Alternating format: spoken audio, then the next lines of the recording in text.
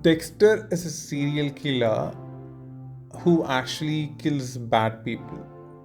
I mean, I have had certain people who think that I'm actually watching some gruesome series, and which is actually too much. I mean, this was like a decade back, and people weren't watching series, and they really thought that I'm a violent guy, which I'm not.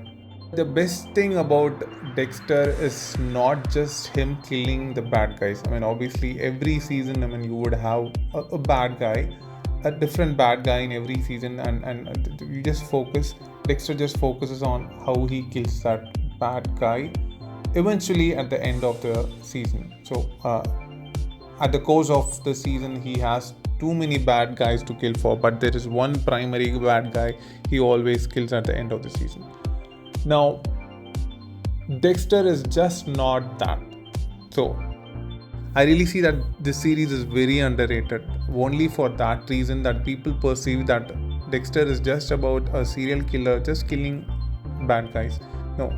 See, Dexter is a sociopath. I mean, he doesn't feel anything. I mean, he doesn't understand what is love, what is God, and every other emotion or every other aspects about the human life, or how human life actually functions about so many realistic things and the pseudo thing. I mean, so this series is more about on how Dexter actually looks at these and he comments on these. I mean, so there is actually a narration that Dexter gives throughout. So that narration is a beautiful sarcasm that people always enjoy. I mean, Dexter has got plenty of humor, dark humor that you'll definitely enjoy. Okay, I don't neglect the fact that the killing the bad guy part is also good, which is the thriller.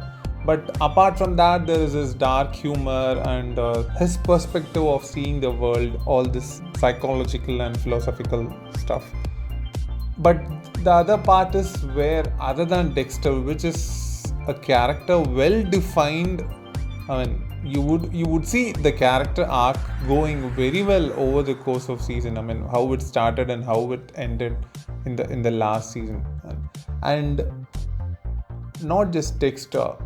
There are like a bunch of a dozen of actors playing around. Even the one who has a small screen presence, even that person's character's definition is too good. So that's the best part about Dexter. I mean, say you have like well-crafted characters. You put them into one place. What sparks in between is what leads to the Dexter story. That's the best thing about Dexter. I mean, not just Dexter's character. I mean, every other character has been etched and well defined. It is written very well. This review is about the first 8 seasons of Dexter, and this is definitely not about the recent Dexter, which is the New Blood. Now, when you watch a series, there's always this question about when this series will grow on you. For Dexter, you have to watch at least 8 episodes of the first season. I've always seen this pattern where my friends used to say, after watching like 6 episodes, I mean, this is sort of average but decent. I mean, it goes through. But when you have seen that 8th episode, I believe you would just do binge watching. At the end of first season, you will just love Michael C. Hall.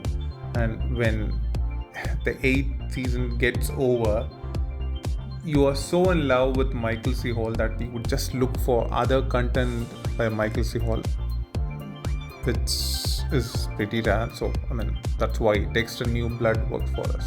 So that's my review about Dexter. Please subscribe Rocky to Rocky and don't stop watching series.